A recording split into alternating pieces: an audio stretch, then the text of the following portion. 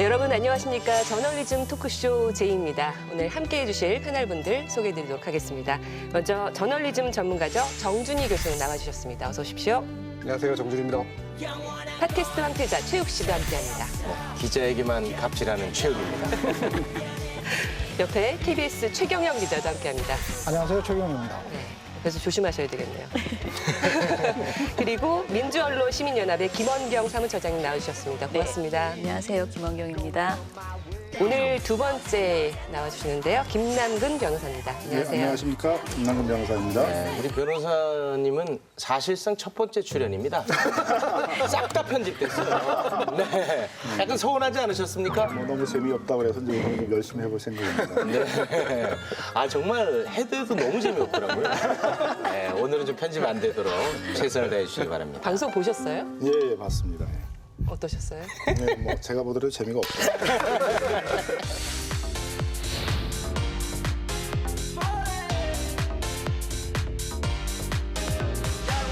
네, 오늘 저널리즘 토크쇼 제이. 첫 번째 주제는 부동산 관련 내용입니다. 지난 12회 때 혼란 부추기는 부동산 보도라는 방송을 통해서 종부세 폭탄 논란에 대해 짚고 넘어갔었는데 오늘은 이 부동산 관련 기관이 내놓는 통계들 또 부동산 전문가들의 코멘트 언론이 어떻게 소화하고 어떻게 이용하고 또 어떻게 악용하는지 좀 짚어보는 시간을 가져보도록 하겠습니다. 먼저 9.13 부동산 종합대책이 나온 지 이제 한 달이 넘었는데요. 언론 보도 양상이 좀 달라졌는지를 좀 살펴볼까요? 불행히도 크게 달라지진 않았고요. 핵심적으로 한 두 개로 요약되는데 일단은 사실을 진단하고 확인하는 것 자체가 오락가락한다라는 거고요. 두 번째로는 이제 해설을 하는 것이 단기성 중계 보도 양식으로 해설을 하면서 정확히 뭘 원하고 있고 어떤 걸 목적으로 하고 있는지조차 굉장히 갈팡질팡한다 이런 느낌이 좀 들었고요. 그 내용을 보면 몇 가지 대표적으로 매일경제 기사입니다. 여기에 제가 좀 주목되는 문구가 이거예요. 정부가 추석 연휴 직전에 부동산 안정화 대책과 수도권 주택 공급 방안을 내놓으면서 거래를 꽁꽁 얼어붙게 만든 탓이다. 이제 이런 식의 표현을 썼죠. 과연 그럼 그 전에 집값이 굉장히 상승하고 있던 것에 대한 어떤 판단을 내리고 있었길래 이 탓이라고 하는 표현을 쓰면서 이것이 꽁꽁 얼어붙는다라는 식의 어떤 표현으로 돌아섰을까라고 하는 문제고요. 이걸 이제 전국적으로 거래 빙하기라고 하는 상당히 저널리즘적인 언어죠. 선정적인 언어를 써서 표현을 하고 있습니다. 이와 유사하게 이제 파이낸셜 뉴스라든가 한국경제, 뭐 중앙일보 등등이 대체로 이제 거래가 완전히 끊겼다라고 하는 것 위주로 사실 확인하는 듯한 그런 보도를 하고 있는데 실제로 그것이 나쁘다는 것인지 좋다는 것인지 정책에 효과가 있다는 것인지 아니면 효과가 없다는 것인지 이 부분에 있어서 명확한 판단을 하기가 굉장히 어려운 그런 오락가락한 기사들이 많이 있었습니다. 저는 거래 절벽이라는 이 단어 자체가 갖고 있는 뉘앙스가 굉장히 부정적이라고 봐요. 그렇죠. 그러니까 거래가 절벽이니까 지금 아주 부동산 시장에 큰일이 났다. 뭐 이런 이야기인데 꼼꼼히 따져놓고 보면 거래가 절벽이면 부동산 중개업소들의 수수료가 적어지고 부동산 중개업자들한테는 아주 안 좋아요. 그렇죠. 그리고 유주택자들에게는 부동산을 팔 기회가 없으니까 그분들한테도 안 좋습니다. 하지만 무주택 서민들에게 봤을 때는 거래 절벽을 통해서 만약에 거래가 그 가격이 내려간다면 그분들한테는 오히려 좋은 거거든요. 항상 부동산이 그러면 화랑이어야 되느냐. 부동산이 화랑이면 무조건 가격이 상승하는데 그렇게 상승하면 또 누구한테 좋느냐. 결국은 집을 많이 가진 사람, 부동산 그 건설업자들 이런 사람들한테만 좋고 무주택 서민들한테는 상대적인 박탈감만 주는 단어거든요. 정부 대책이 나오게 되게 되면 한 6개월에서 한 1년 정도는 이제 이런 조종기를 거쳐가지고 다시 이제 시장 거래들이 생기게 되는데 이제 거래 절벽이라는 표현을 쓰는 것들은 이제 정부 정책 자체가 다 시장을 왜곡시키는 거다. 정부 대책 때문에 하던 거래들이 다 실종되게 됐다라는 이제 그런 취지에서 언론에서 많이 표현을 쓰는 것 같아요. 근데 좀 가치 중립적으로 표현을 쓴다면 이제 조종기를 거치고 있다 이렇게 얘기하는 게 맞는 것 같습니다. 그런 표현은 잘 본 적이 없는 것 같네요. 그러고 보니까. 한편으로는 거래의 절벽이 아니고 오히려 거래가 지금 잘 되고 있다라는 반대의 기사들도 지금 나오고 있거든요. 그러니까 그런 기사가 여러 건 있는데 예를 들면 문화일보에서 10월 16일에 거래 실종, 10월 서울 아파트 거래량 올 2위라는 제목이거든요. 이 보도는 전체적으로 보면 아파트 거래량이 6,593건으로 집계됐는데 이것은 지금 늘어난 것이다라는 것이고요. 그리고 10월 서울의 아파트 매매 거래량 증가는 강남 4구가 주도했다. 이것 말고도 조선 비즈에서 10월 9일에 보도한 내용도요. 마찬가지로 리드문에서부터 숱하게 쏟아진 부동산 대책에 집값은 잡히고 일단 사고 보자는 묻지마 매매가 사라졌을까? 그렇지 않다. 대출 문턱이 높아지고 규제가 늘면서 위축될 것으로 보였던 서울 아파트 거래가 애초 예상과 달리 오히려 늘었다라고 보도를 하고 있습니다. 심지어 이 보도에서는 은행의 부동산 투자 자문 센터장이라는 분의 인터뷰를 담는데요.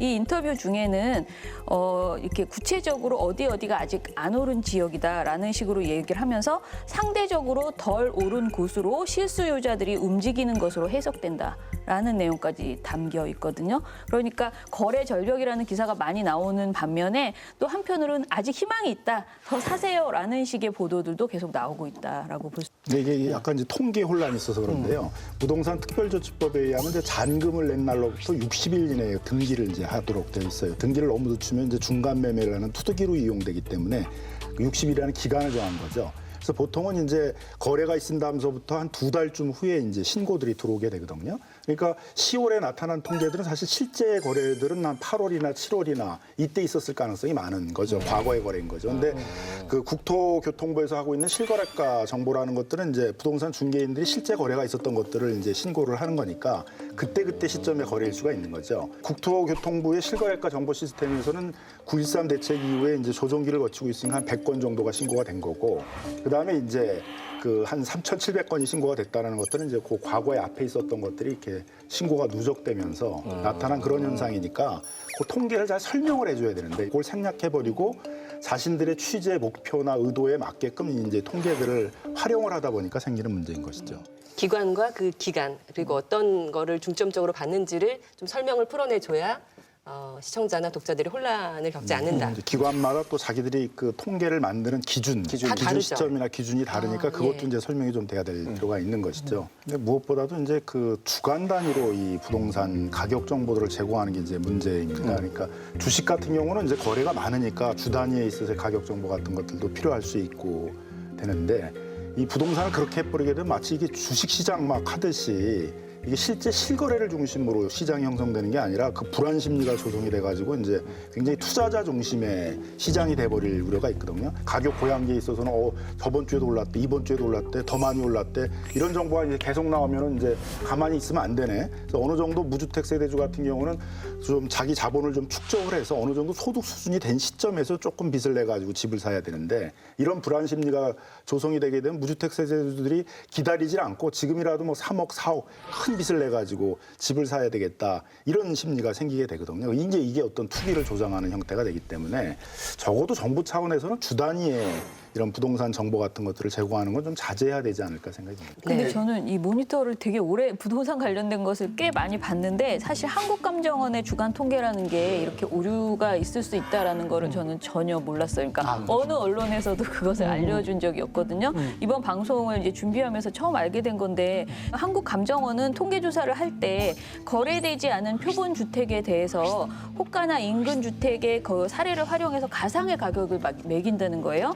그리고 실제 거래가 됐다 하더라도 신고된 실거래가가 아니고 협력 부동산 중개 사무소가 알려준 거래 정보에 따라서 통계를 가공해서 집계를 한다는 거예요. 이렇게 되면 한마디로 한국감정원의 주간 통계 자체가 완전히 신뢰하기에는 분명히 문제가 있는 것 아닌가라는 생각이 들거든요. 근데 언론에서 이런 전제를 전혀 이야기하지 않고 그동안 여러 차례 늘 이 데이터를 가지고 뭔가를 얘기하고 정확한 것이냐 이렇게 전했다는 것이 사실은 부동산 시장의 혼란을 부추기는 그 효과가 있지 않았을까 그런 생각이 들어요. 저는 이게 당연히 주식시장하고도 다른 상품이기 때문에 주식시장과 달라야 된다라고 얘기할 뿐더러 사실 이건 거의 경마지 정보제하고 거의 유사한 수준이라고까지 평가할 수밖에 없어요.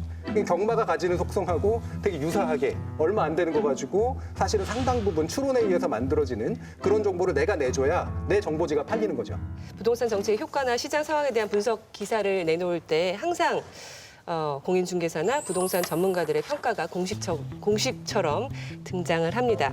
조선일보 10월 10일자 부동산 거래량 95% 줄었지만 노도강의 상승 물결, 아까 말씀드린 기사에서도 이동현 KB 하나은행 부동산 센터장이 등장을 했었고요. 조선위즈 10월 9일자 쓸데없는 거래 절벽 우려, 이 기사에서는 고준석 신한은행 부동산 투자자문 센터장이 등장을 했습니다. 지상파 뉴스에서도 예외 없이 이런 분들이 등장을 하는데요. 영상 함께 보고 얘기 나누도록 하겠습니다. 일단 시장은 숨고르기 국면으로 이어질 것으로 보이고요. 장기적인 효과에 대해서는 좀 더 지켜봐야 될 것 같습니다. 수요 억제 책은 단기적인 집값 상승 억제 효과에 그쳐왔기 때문에 구체적인 공급 확대 방안에 따라서 효과의 지속성이 달라질 것으로 보입니다. 매수자들의 의사결정을 좌우할 금리 인상이나 공급 계획이 확정되는 데 시간이 걸리기 때문에 적어도 11월 정도까지는 거래 시장의 관망세나 눈치 보기가 지속될 수밖에 없습니다. 가끔씩 나오는 매물에 의해서 가격이 결정되는 거래 절벽 상태에서 가격이 결정되기 때문에 굉장히 불안한 양상, 시장 불안정성은 굉장히 높아졌다고 볼 수 있습니다. 종부세 중심으로 규제했기 때문에 이 종부세는 당장 세금을 물리는 게 아니고 내년 12월에 부과됩니다. 그러다 보니까 부동산 가격을 잡는 데는 좀 역부족이라고 생각이 됩니다. 네, 나오신 분들 다 유명인들입니다. 워낙 방송에 자주 노출이 되고 신문기사에 노출이 되는 분들인데 굉장히 많이 나오는 분들 중에 한 분이 박원갑 씨잖아요. 굉장히 네네. 유명한 분인데 이분의 명함에 이렇게 써져 있습니다. 명동 자산관리센터. 여기 수석 부동산위원 이렇게 돼 있거든요. 명동 자산관리센터.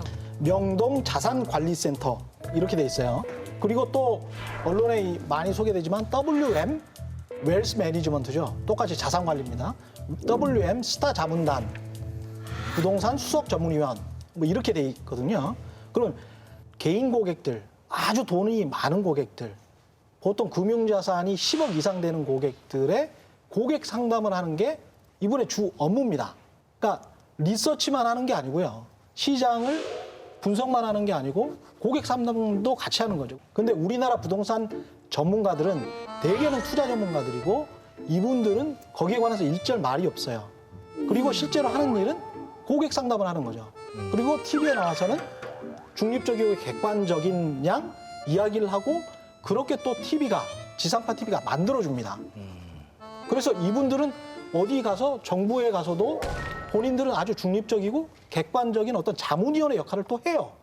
네, 근데 억지로 뭐 딴지를 좀 걸자면 부동산 같은 경우는 모두가 다 이해 당사자 아닙니까? 그러면 거기에다가 자막에 집 몇 채 갖고 있는 것까지 적어야 되는 거 아니겠습니까? 여러 채 갖고 있으면은 또 집값 올라가기를 바라는 이야기를 또 할 수 있는 거 아니겠습니까? 이제 대부분 하시는 일들은 부동산 투자를 하는 사람들에게 상담을 해주거나 부동산 투자 상품들을 소개시켜주는 걸 하시는 거거든요. 그러니까 아무래도 투자하려는 사람들의 영향을 많이 받게 되잖아요.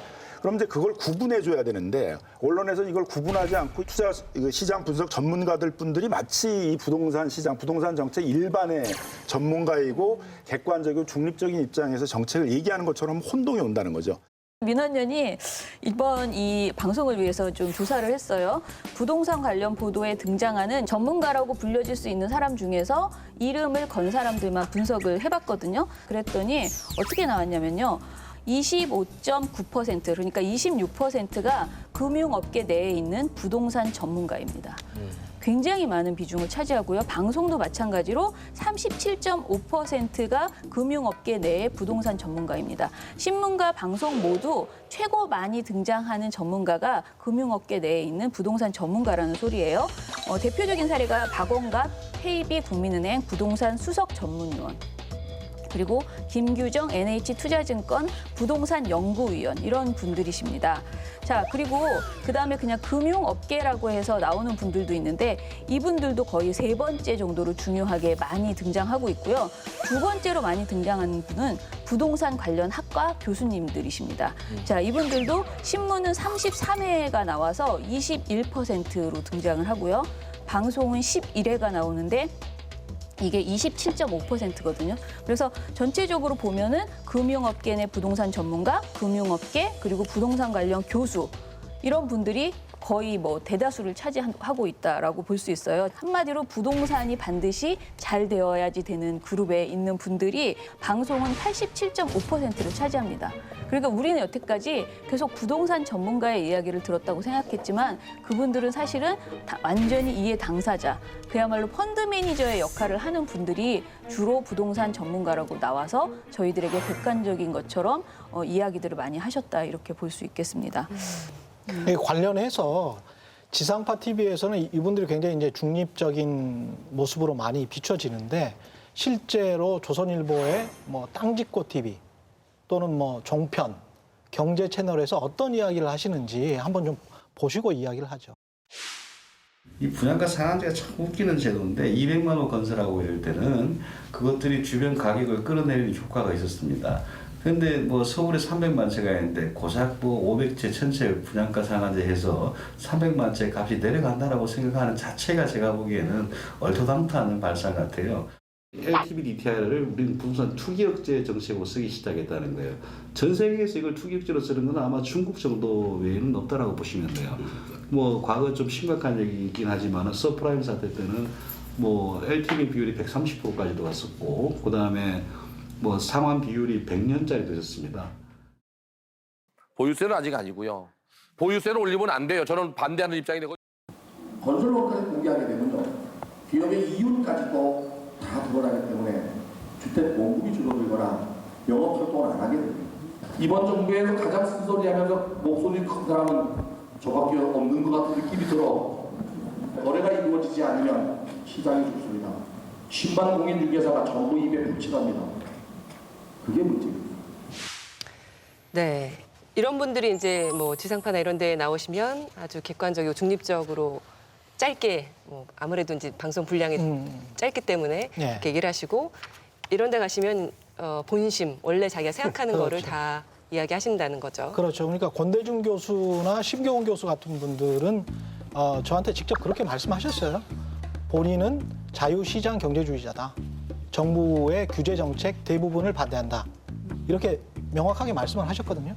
근데 왜 지상파 TV에서는 그거를 뭐 아버지를 아버지라고 부를 수 없는 것처럼 본인들이 중립적인 척하면서 사실은 독자와 시청자들이 상황을 객관적으로 판단하는 걸 방해하는 게 아닌가. 저는 그런 생각이 들더라고요. 왜 방송이나 언론은 이런 분들을 원하고 이분들은 또 왜 출연할까? 이게 사실은 뭐 인터뷰한다고 돈 주는 것도 아닌데 특히 보도 인터뷰 같은 경우에는 왜 이 바쁜 분들이 여기 나오겠어요? 마치 우리 연예인들처럼 행사 뛰기 위해서 돈도 안 주는 지상파 TV에 나오는 그런 것과 유사하게 자신의 브랜드를 만든다라고 생각하는 확실한 이해관계가 있어서 나오는 거예요. 언론은 또 어떨까? 언론의 입장에서 가만히 생각해 보면 사실은 뭐 약간의 외모가 된다든가 말이 된다든가 이게 영상과 음성을 고루 충족시키면서 말을 짧게 원하는 말을 해줄 수 있는 사람 찾는 거 굉장히 어렵거든요. 우리 출연자 찾는 것도 되게 어렵잖아요. 그러니까 검증됐다라고 이미 생각을 하는 거예요. 어떤 입장을 가지고 있는 사람이건 간에 이 사람은 내가 원하는 또는 내가 바라는 영상을 만들어줄 수 있는 사람이다. 그리고 언제든 쉽게 동원할 수 있다라고 하는 그런 관계가 서로 수립되어 있는 거죠. 이 이해가 서로 맞기 때문에 이런 식의 언론 보도가 이루어진다라고 판단할 수 있는 거죠. 서로 간의 상생관계인 거예요. 호혜적으로. 공신력이 더 높아지면 이 사람들은 어디 가서는 또 투자 유망처까지 이야기를 해버려요. 그렇죠. 이렇게 되면서 완전히 부동산 시장이 투자판, 투기판으로 전락할 수 있는 가능성을 열어줘 버리거든요. 이분들이 실제로 종편이나 아니면 경제 채널이나 아니면 이제 대중강연에서 막 이런 말을 합니다. 투자를 어디가 좋아요? 투자할 때는 어디가 좋습니다. 최욱 씨 꼭 한번 들어보세요. 아주 재밌는 말들을 많이 해요. 사실 부자들이 집중하는 지역이라는 게 뭐 투자 금액에 대한 제약을 배제하면 사실 절대적으로 강남권에 치우쳐 있는 데서는 뭐 크게 다를 내용이 없습니다. 거기에다 망리단길 한번 쳐보세요. 망리단길 없으신 분들 제 설명 들으면 돼요. 망리단길. 토지 시장은 아직 규제가 없습니다. 개발이 있는 곳에 이익이 있다고 했듯이 이 상위 5%가 전체 국토의 60%를 갖고 있듯이 토지 시장은 꾸준히 오릅니다. 지금 정부에서 그냥 답을 보여준 게 있어요. 용산 공원. 용산 공원이 미국의 센트럴 파크하고 거의 사이즈가 한 10% 작습니다. 센트럴파크와 집 옆에 최근에 분양한 건 평당 5억입니다. 평당 5억입니다. 그러면은 우리가 뭐 평당 5억까지는 안 가더라도 앞으로 좀 오르지 않겠냐. 그러니까 100만 원 내야 가르쳐주는 얘기인데 저희가 고조안의 살집 팔집이라서 저희 한국자산 홈페이지에 오시면 되어 있는데 그 중랑은 위에가 중랑이죠. 그래서 저희가 뭐 이렇게 좀 뽑아봤어요. 여기 출연을 하면서 그냥 올 수는 없고 꿀팁을 드려야 되니까 이런 지역들이 그 대신 이 지역들이 다 지금 우리 투자 가치가 높은 것으로 살집 팔집에서 확인이 돼요. 땅집고 TV라는 인터넷 부동산에 나오는 내용입니다. 조선일보가 운영하는 거예요? 조선일보가 운영하는 사내 벤처기업처럼 운영하는 땅짓고 TV라는 게 있습니다. 거기서 대놓고 저렇게 해도 되는 거예요? 이게 단지 투자를 해주기 위한 목적을 가지고 있는 정보지로서 뭔가 언론이 운영된다거나 이 개인이 나는 투자를 위해서 상담을 해주는 사람이에요 라고 하는데 그치면 괜찮은데 언론을 타는 순간, 그것도 이제 종합 언론을 타는 순간 이분들의 이야기는 뭐냐면 여론화되는 순간 공공정책으로 바뀌거든요. 공공정책은 투자를 촉진하는 게 목적이 아니라 자산에 끼는 거품을 예방하고 그다음에 국민들의 주거복지나 안정성을 높이는 게 공공정책이 돼야 되잖아요. 근데 이 언론에 이들이 이제 보도가 되는 순간 그것이 여론을 움직이는 실체가 되고 그게 공공정책을 바꾸는 이제 실체가 되어버린다는 거죠. 이 중간에 고리가 끊어져야 된다는 거예요. 이 중간에 고리를 누가 끊어야 되느냐? 언론이 끊어줘야 되는 거죠. 이분들의 개개인의 어떤 도덕성과 윤리를 가지고 할 것이 아니라. 그런데 바로 이제 이런 종합 일간지가 당당하게 자신의 어떤 부동산 정책에 관련된 보도를 하면서 동시에 이와 같은 투자 정보지를 운영을 하고 그다음에 거기에 이렇게 투자를 전문으로 하는 분들을 전문가인 양 둔갑시켜서 여론에 영향을 미친다는 것은 분명히 잘못된 일이라고 볼 수 있는 거죠.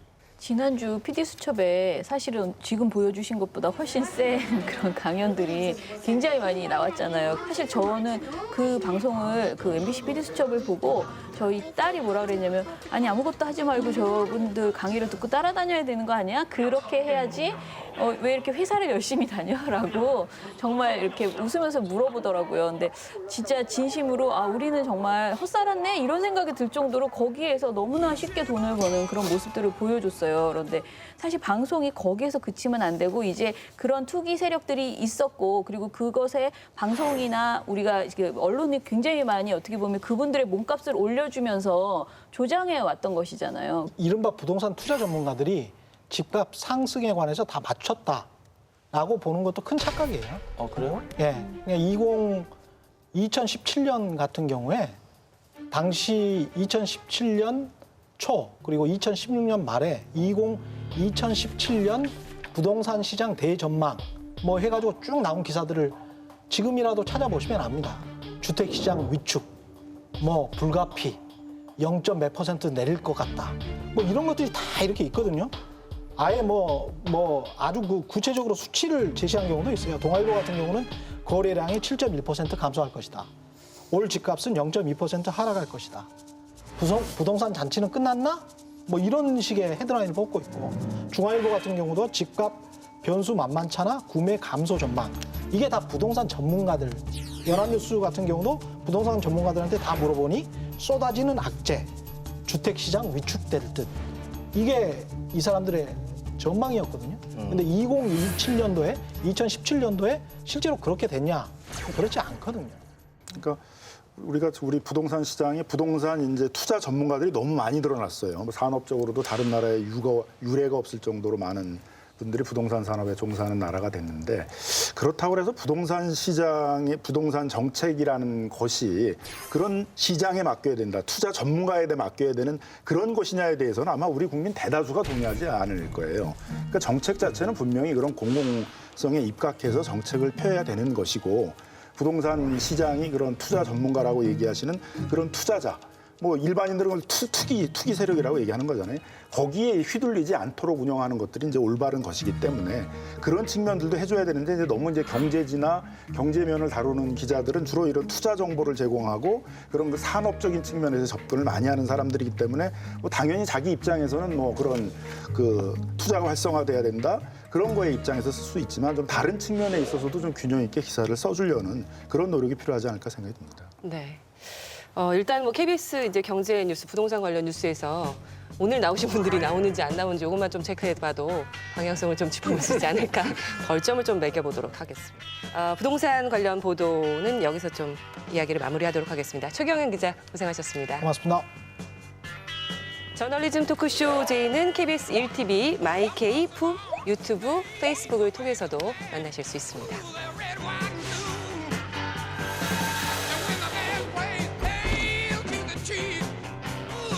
네, 지난달 24일이었죠. KBS가 9시 뉴스를 통해서 단독 보도를 하나 내보냈습니다. 1,400억 원대 횡령 혐의로 구속 기소된 태광그룹 이호진 전 회장의 황제 보석 의혹에 관한 내용이었습니다. 이 단독 보도를 한 KBS 강병수 기자 함께 자리했습니다. 어서 오십시오. 네, 안녕하세요. KBS 강병수 기자입니다. 네. 몇 기세요? 저 43기입니다. 너무 멀어서 제가 24기입니다. 여기도 기수 문화가 있는데. 죄송합니다. 기수 문화 때문에 이거 문제가 많다고 하는데 방송계도 기수 문화가 있는데. 네, 바로 시작하겠습니다. 네. 일단 뭐 이번에 큰 거 하나 하셔가지고 축하드리고요. 감사합니다. 너무 그렇게 편안하게 있지 마세요. 알겠습니다. 이렇게 단독하면은 내부적으로 뭐 좀 돈을 더 준다던가 진급이 된다던가 뭐 그런 게 좀 있습니까? 그날 한 3분 정도 칭찬을 받고 그 다음 날에 약간의 여유가 있는 취재 바로 이렇게 강한 취재를 시키지 않는 그런 여유 정도가 좀 있습니다. 오늘 이렇게 녹화한다고 또 빼주시고요. 네. 인센티브 좀 약합니다, 기회에서.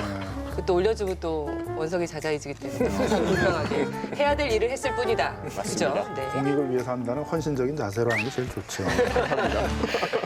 일단 단독 보도 어떤 내용이었는지 좀 자세히 뭐 9시 뉴스 보신 분들도 많겠지만 네. 예, 소개를 해주시죠. 이게 저희가 이제 10월 초부터 저희 KBS 법조팀이 그 이호진 전 태광그룹 회장의 이른바 이 황제 병보석에 대해서 밀착 취재한 내용인데요. 이게 보면은 이호진 전 회장 같은 경우는 이 횡령 혐의로 구속됐다가 63일 만에 풀려났었거든요. 근데 간암으로 석방이 됐는데 이 술집에서 술을 마시고 뭐 담배를 피우는 등 굉장히 자유로운 보석 생활을 하고 있다. 이런 내용을 좀 저희가 입수를 하게 돼가지고 실제로 과연 그렇게 생활을 하고 있는가에 대해서 한 3주 정도 쭉 밀착 취재를 해와서 이 전 회장이 그렇게 생활을 하고 있다는 걸 내보낸 그런 뉴스였습니다. 네, 3주간의 취재 과정이 담긴 9시 뉴스 보도 내용 보시겠습니다. KBS 취재진이 이 전 회장의 행적을 찾아보니 아프다는 분이 술도 마시고 떡볶이도 먹으러 가고 곳곳에서 모습을 드러냈습니다. 강병수 기자가 단독 보도합니다. 취재팀은 지난 18일 뉴스에서 이 전 회장의 병보석과 관련한 의문을 제기했습니다. 그런데 보도 직후 취재팀에 제보가 들어왔습니다. 이 전 회장이 누군가와 담배를 피우는 사진, 술집 앞에서 겨울 외투를 입은 모습, 올 초에 찍힌 사진이었습니다. 거기로 올라가서 매출을 드시는 거예요. 8시 반에 들어가서 새벽 4시. 거의 매일 사진에 찍힌 장소를 찾아가 봤습니다. 서울 마포역 인근 술집으로 이 전 회장 집에선 8km 넘게 떨어진 곳입니다. 밤새를 많이 뛰시더라고요. 이 전 회장이 다니는 술집은 여기만이 아니었습니다. 서울 방이동 한 술집. 이 전 회장이 인근 아산병원에 입원하는 날이면 들르는 곳입니다. 오시긴 자주 오세요. 일주일에 한 2-3번 오실 때도 있고 집에도 자주 오세요. 조용히 드시고 가세요. 취재팀이 확보한 동영상. 서울 신당동의 한 떡볶이집입니다. 흰 티셔츠를 입은 남성이 떡볶이를 먹고 있습니다. 이호진 전 회장입니다. 지난 여름 찍힌 건데 탁자 위엔 맥주잔도 보입니다. 간암 치료를 한다며 7년 7개월 동안 풀려나 있던 이 전 회장. 이렇게 지내고 있었습니다. 네, 이호진 전 태광그룹 회장 병보석 관련된 의혹에 대한 보도 내용이었습니다. 판결은 나왔죠? 네, 이호진 전 회장 같은 경우가 그 한국생명 최대 주주인데 그 부분에 있어서는 이제 조세 포탈 혐의에 대해서는 다시 판단을 해야 한다 해가지고 파기환송을 다시 이제 고법으로 돌려보내서 진행이 돼야 되는 그런 상황이었습니다. 네, 지금 몇 년째죠? 2012년부터였나요? 사실상 구치소에서 나온 거는 2011년에 나온 거고요. 그 상태에서 이제 계속 구속집행 연장을 쭉쭉 하다가 2012년 6월에 보석 허가를 받아낸 거고 7년 7개월 가까이를 계속 밖에 살고 있는 거거든요. 8년 가까이 되는 재판이 이루어졌는데 최근까지 그중에 63일 빼고는 다 밖에서 살고 있는 그런 상황입니다. 고생한 거에 비해서는 약간 좀 흥행에 실패한 것 같아요. 아니 그 조 회장님이 1,400억 원을 횡령한 사람 아닙니까? 1,400억 원을 횡령한 사람 치고는 떡볶이를 먹고 이런 것들이 너무 소탈하게 보입니다. 네, 그래서 우리의 분노 포인트를 많이 자극하지 못한 것 같아요. 쫙 끌어올려줘야 국민적인 여론이 형성되거든요. 흥행 사실 노력에 약간 서운한 감이 있잖아요. 이 정도만 돼도 사실 저희는 감사하게 느끼고 있긴 한데 그 떡볶이를 먹는다는 면을 이렇게 집중해서 보시는 분들이 실제로 있기도 하더라고요. 떡볶이는 소울푸드인데 그거 먹는 것까지 이렇게 트집을 잡아야 하냐 뭐 이런 댓글도 저희가 사실 보기도 했거든요. 포인트는 떡볶이 옆에 술이었는데. 네, 그렇죠? 근데 지적해 주신 것처럼 떡볶이 옆에 술이고 이게 어떻게 보면은 아까 말씀드린 것처럼 간암을 이유로 그 법이 정한 이제 일정 수준의 담장을 넘어서 가지고 좀 자유롭게 생활을 할 수 있는 거잖아요. 근데 그 규정을 넘기고 정말 자기 마음대로 돌아다니면서 그렇게 술 마시고 떡볶이 먹고 이런 거를 좀 취재를 하려고 했던 게 저의 목적이었습니다. 아니, 그 대한민국 법 시스템을 파괴한 거 아니겠습니까? 굉장히 이거는 죄질이 나쁘다고 저도 생각하는데 이 흥행을 위해서는 약간씩 그런 장치가 좀 필요하다는 거. 좀 더 자극적인 걸 저희가 그렇게 했어야죠. 자극은 정작 떡볶이에서 된 거죠. 그러니까 포인트는 그게 아니었는데 떡볶이가 자극이 될 수밖에 없어요. 이렇게 재벌이 떡볶이 먹는다라는 게 되게 신기해 보이고 그다음에 떡볶이가 얼마나 먹고 싶었으면 보석을 와봤잖아요. 뭐 이런 식의 이상한 방식으로 가거든요. 그래서 저는 영상이 있었더라도 떡볶이는 빼는 게 맞지 않았을까 사실은 그런 생각이 들어요. 그러니까 본질적인 그러니까 보석의 원인이 된 간암과 술을 연결시키고 나머지는 자료가 있다고 하더라도 약간 접어두는 게 좀 더 그나마 좀 낫지 않았을까라는 그런 생각이 좀 있긴 합니다. 근데 사실 이 방송을 보고 너무나 이제 분노하는 사람도 있지만 저게 뭐가 문제야라고 잘 모르실 분도 저는 있다고 생각을 하거든요.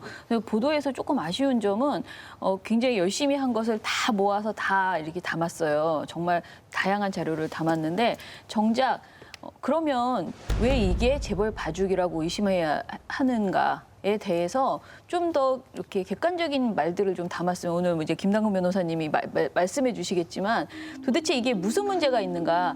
다른 사람들은 이렇게 쉽게 병보석을 못 받는가? 병보석을 받은 사람은 어떻게 관리되어야 하는데 지금 어떻게 되고 있는 것인가? 이런 것들을 사실은 그걸 다 국민들이 알고 있다고 생각하시지만 모르거든요, 우리는. 그냥 뭐 저렇게 살아도 되나 보다라고도 생각할 수 있어요. 그렇기 때문에 이 점을 조금만 더 좀 명확하게 딱딱 정리를 해주셨으면 이 보도의 그러니까 이 행위의 문제가 확 더 커지지 않았을까.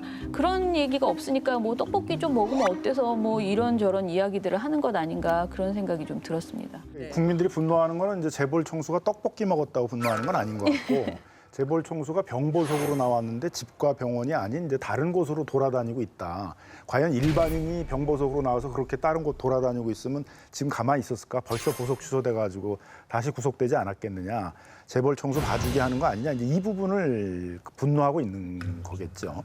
그러니까 그 우리 병보석 제도에 의하게 되게 되면 이제 법원이 조건을 붙이거든요. 뭐 집이나 뭐 병원을 거주지를 제한하거나 치료 목적으로만 이제 하도록 이렇게 되어 있는데 벌써 이제 그 보석의 조건인 집이나 병원이 아닌 다른 곳으로 돌아다니고 있었고 또 병도 많이 호전되고 있잖아요.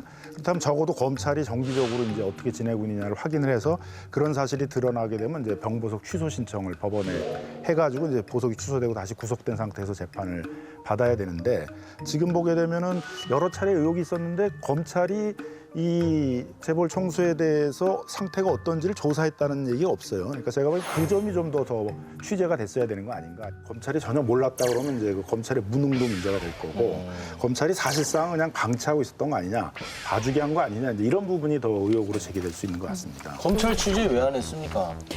검찰 취재했어야죠. 검찰을 취재를 했더니요. 검찰은 이제 법원에 책임을 돌리더라고요. 법원이 가가지고 이제 우리는 법원에 사건이 접해서 법원이 관리를 해야 한다.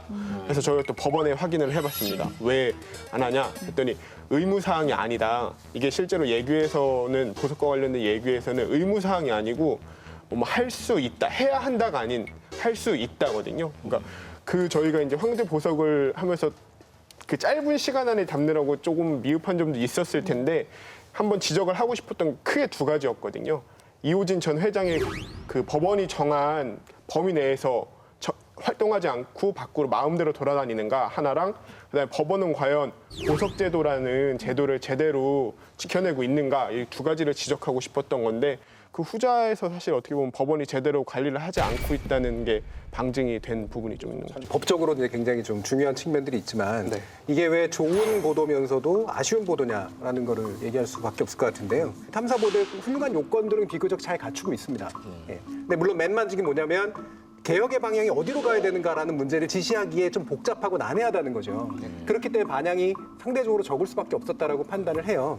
그게 이제 아쉬운 면하고 연결이 되는데 예를 들어 한번 생각해 보세요. 그러니까 그것이 알고 싶다에서 보도했던 사모님의 수상한 외출이라고 하는 건 상당한 반향을 일으켰거든요. 그리고 실질적으로 뭔가 그 제도적 개입 같은 것들을 만들어내는 데 굉장히 좀 의미가 있었습니다. 근데 그거를 하지 못한 거죠. 그다음에 역치가 늘어났다라고 봐요. 그러니까 이 재벌에 관련된 수많은 불공정들이 많이 보도가 이루어지니까 그냥 그 중에 하나. 근데 떡볶이네 이렇게 된 이제 그런 상태로 가버렸다라는 거고 그런 게 여러 가지 좀 섞이다 보니까 이것이 충분히 괜찮은 탐사보도적 가치를 가지고 있었음에도 불구하고 뭔가 이제 공분을 모아서 개혁의 방향을 정확히 지시해주는 그런 쪽으로 가지 못한 측면들이 좀 있지 않은가 생각이 들어요. 야 오늘 칭찬받을 줄 알았는데 야 이렇게 굉장히 교수님 날카로운 지적이 지금 나오라고 할 때 전화 내용과 좀 다른 분위기다. 오늘 당황하고 있는데 훈장 받을 거라고 생각했거든요. 이제 야단치는 분인 것 같은데 아쉬운 점을 다들 아쉬워서 그래요. 아쉬워서. 점을 말씀드리면 잘 이제 듣고 있습니다. 일반인들이 보석 받았을 때, 병보석 받았을 때하고 요 사건 좀 비교를 해주면 일반인들은 어떠했을까? 그런 이제 일반적인 사건들을 보면은 이제 이렇게 7년씩이나 계속 병보석 상태로 있을 수가 있느냐라는 게 비교가 되잖아요. 그래서 이제 더 여기 지금 뭘 썼어요 보니까 내 다시는 단독 안 된다 여기 써놨어요. 그만하세요 이제. 아니에요. 이번 그 대법원에서는 판결에서는 어떻게 보면 아주 변호인단의 승리라고 봐야 되지 않아요? 이 회장 측에 호화 변호인단이라면서요. 취재 내용을 좀 얘기해 주신다면. 네, 실제로 규모 자체로만 따져봤을 때 먼저 100명에 가까운 변호인단이 붙은 걸로 확인이 됐고요. 그다음에 그 안에는 실제로 2명의 전 대법관, 전관 출신 중에서 정말 소위 말하는 급이 다르다고 하는 누구요? 안대희 전 대법관과 김능한 전 대법관이거든요. 2명의 전 대법관이 붙어가지고 변호를 한 걸로 저희 취재 결과 확인이 됐고요. 뭐 실제로 이것 때문에 과연 재판이 이렇게까지 길어졌는지에 대해서는 함부로 단언을 할 수는 없지만 이 자리에서 그런 큰 규모의 호화 변호인단을 꾸렸다는 것 자체에 대해서는 충분히 좀 의심을 살 만한 부분이 있지 않을까라고 저희는 좀 생각을 하고 있습니다. 그런데 의외로 법조인들 사이에서도 이제 한 55% 정도는 정관 예우가 있다라고 이렇게 나오거든요. 이제 법조인들이 대체로 얘기하는 게 유죄, 무죄를 바꾸진 않는다. 유죄인 걸 무죄로 해주고 이러진 않는데 다만 이제 절차상으로 구속을 상태에서 재판을 받느냐, 불구속에서 재판을 받느냐는 그냥 절차적인 문제니까 그런 거에서는 이제 전관 예우를 좀 봐주는 것 같다. 그다음에 양형 문제에 있어서 유죄이더라도 이제 실형을 받느냐, 뭐 집행유예를 받느냐 이런 데 있어서는 이제 전관 예우를 해주는 거 아니냐라는 이제 의심들을 갖고 있다는 거죠. 근데 일반인들의 입장에서 보게 되면 어차피 유죄 문제가 중요한 게 아니라 유죄일 때 불구속으로 재판받느냐, 그다음에 집행유예로 나오느냐가 더 중요한 거잖아요. 그러니까 그거를 구속이냐 불구속이냐가 별거 아닌 것처럼 얘기를 하거나 실형이냐 집행유예가 별거 아닌 것처럼 얘기할 수가 없는 거거든요. 그건 굉장히 중요한 문제이고 법 앞에 평등이냐 아니냐를 가르는 굉장히 중요한 문제인데 그런 부분에 있어서도 아직도 전관예우라는 게 작동하고 있다라는 의심들을 법조인 스스로도 갖고 있는 상황이라는 것이죠. 그 지난 3월에 이재용 삼성전자 부회장 상고심에서 차은성 전 대법관 선임기에 제출됐다가 논란에 부딪혀서 이제 하차한 바가 있는데 이번에도 사실 그 안대희 전 대법관이 들어와 있었다고 말씀하시니까 김능한 전 대법관과 이런 것들이 먼저 이제 좀 취재해서 아니면 좀 거론이 많이 됐다면 논란이 됐다면 언론에서 그러면 세계적으로 대법관까지 하신 분이 나와가지고 변호사라는 예는 없거든요. 진짜 이건 진짜 세계적으로 없는 그런 예인데 결국은 뭐예요? 대법원에 로비해달라는 거 아니에요? 그분이 왜 대법관이 필요하겠어요? 그 대법원에 있는 재판은 꼭 대법관 출신이 해야 되는 것도 아닌데 결국 그런 대법원에다가 로비를 해달라는 취지에서 이제 선임을 맡기는 것들인데 그런 건 제가 보기에는 좀 대법관 출신하면 거절을 하고 보통은 뭐 명예교수 같은 것들로 활동을 하든가 저술 활동을 한다든가 강연 활동을 한다든가 뭐 이렇게 해서 후배 법조인들에게 좀 더 많은 도움을 줄 수 있는 자기 경험 같은 것들을 정리해낸다든가 이런 활동들을 하셔야지. 아니 그런 선의에 맡겨서는 안 됩니다. 무조건 이건 제도로 막아야 됩니다. 그렇게 아름다운 얘기 하지 마십시오. 사실은 다른 언론이 이 관련된 내용을 거의 다뤄주지 않았거든요. 그렇게 봤을 때 무조건 이게 뭐 아이템이 뭐 폭발력이 없어서 변화를 이끌지 못했다라고 보기는 좀 어렵지 않나 그런 생각이 좀 들어요. 그래서 제가 10월 1일부터 27일까지 5개 일간지의 지면 보도 그리고 방송사의 저녁 종합 뉴스를 분석을 해봤거든요. 관련 내용이 얼마나 실렸나 보니까 MBN과 채널A, JTBC가 각 한 건씩만 보도한 것이 전부였습니다. 저녁 종합 뉴스에서는. 그리고 방송 내용조차도 대부분이 대법원 판결 당일날 KBS의 취재 내용을 살짝 언급하면서 그냥 황제 보석 의혹이 있다라고 다루는 수준이었거든요. 신문 역시 크게 다르지 않은데요. 조선, 동아, 한겨레, 경향이 각 한 건씩 보도를 했고요. 중앙은 아예 보도를 하지 않았습니다. 좀 아쉬운 것은 그 MBC 스트레이트가요. 지난 21일에 태광그룹의 정방위 골프 접대 의혹에 대해서 보도한 바 있습니다. 그런데 정작 MBC 뉴스데스크에서는 관련 보도가 없었다는 것입니다. 예. 사실 보면 저는 이걸 탐사보도의 역설이라고 부르는데 탐사보도 굉장히 가치가 높고 새로운 사실을 발굴했고 뭔가 의미가 있는 보도가 왜 잘 안 퍼져요. 특히 요즘 같은 경우에는. 왜 그럴까? 옛날의 탐사보도는 좀 달랐거든요. 근데 지금의 탐사보도는 서로 잘 안 퍼집니다. 예를 들면 보세요. 그 SBS에서 끝까지 판다 했잖아요. 굉장히 잘된 보도잖아요. KBS에서 받아서 보도했나요? 안 했죠. 네. 스트레이트에서 했던 수많은 어떤 NBA 관련된 보도 다른 언론사에 그다지 받지 않았습니다. 그다지 많이 안 받아들여졌어요. 그러면 이거는 질투심 때문일까? 다른 언론사들의? 물론 그런 것도 있을 거예요. 근데 제가 볼 때 이거는 매체가 너무 많아져서 생긴 현상이에요. 매체가 특히나 보도를 할 수 있는 TV 매체들이 많아지면서 각자 이른바 단독, 이른바 탐사라고 하는 것들을 합니다.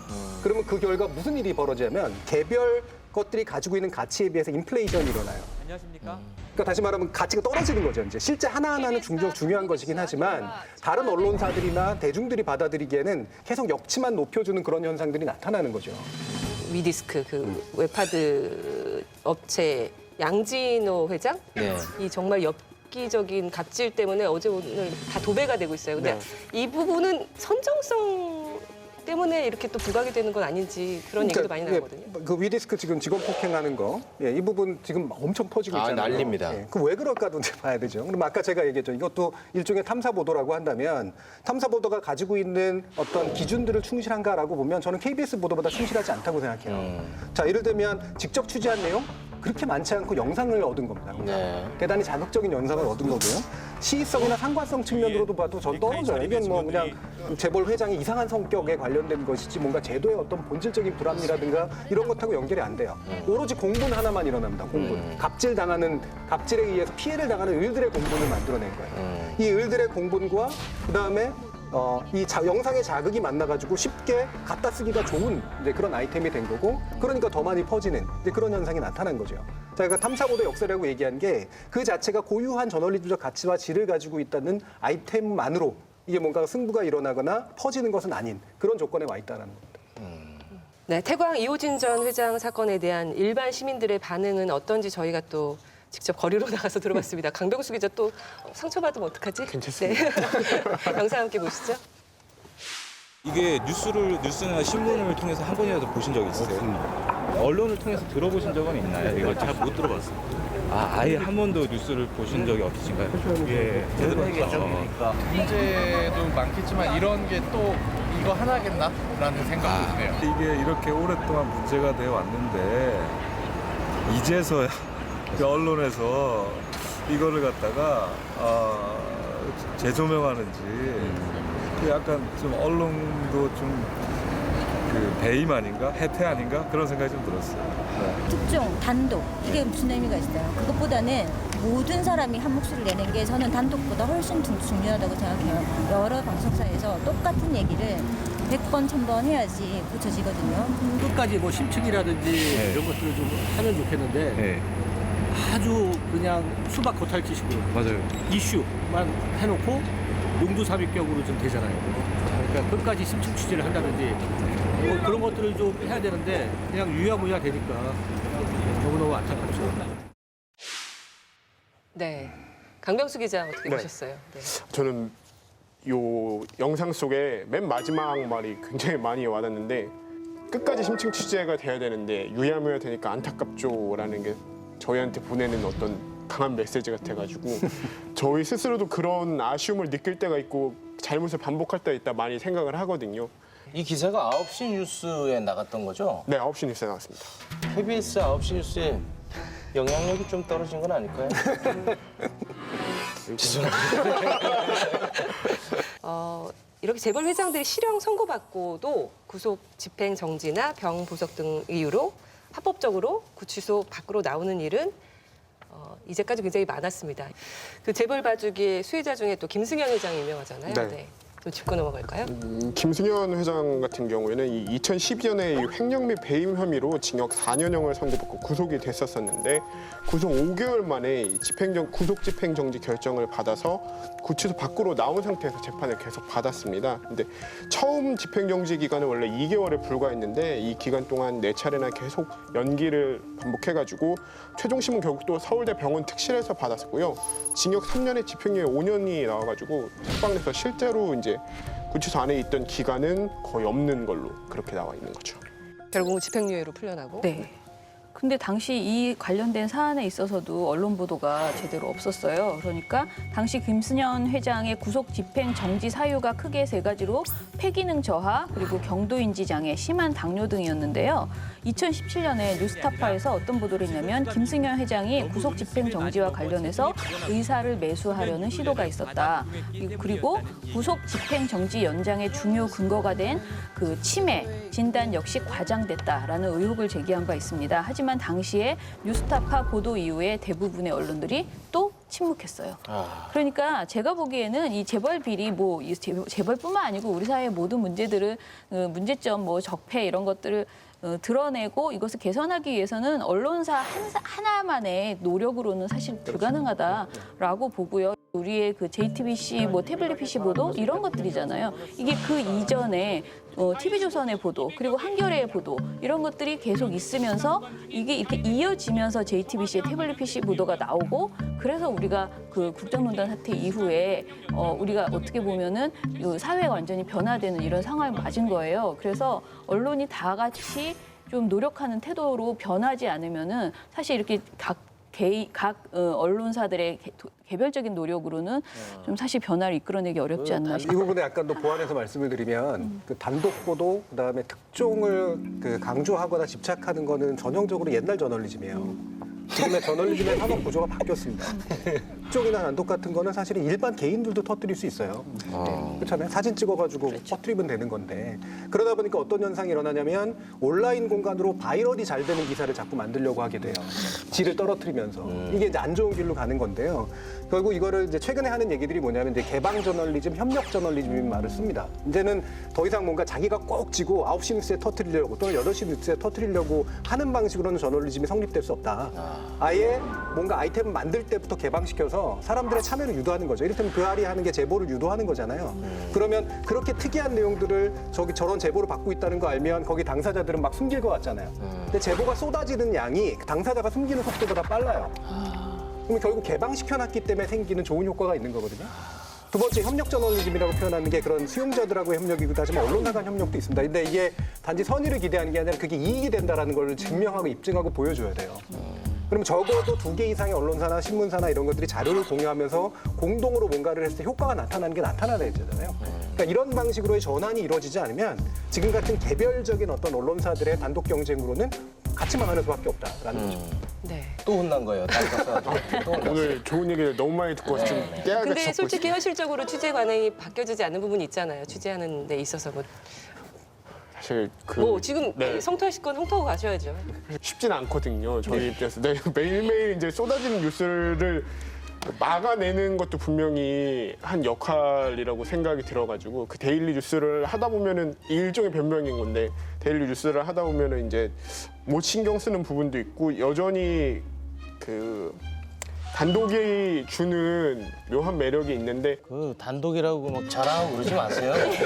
단독 그 떼고 거기 이제 퍼가세요 이런 거 붙여놓으세요. 알겠습니다. 새로운 관점으로. 네. 좋네요. 저는 이제 단독이었기 때문에 다른 언론들이 취재를 안 했다라는 측면도 있겠지만 이게 또 재벌 문제였기 때문에 그런 게 아닌가라는 좀 의혹도 좀 가지고 있어요. 법 앞에 누구나 평등해야 되는데 어떤 사람이 특별한 신분인 것처럼 법에서 굉장히 이례적인 구속집행 정치나 병보석 같은 것들을 받고도 장기간 동안 있게 된다.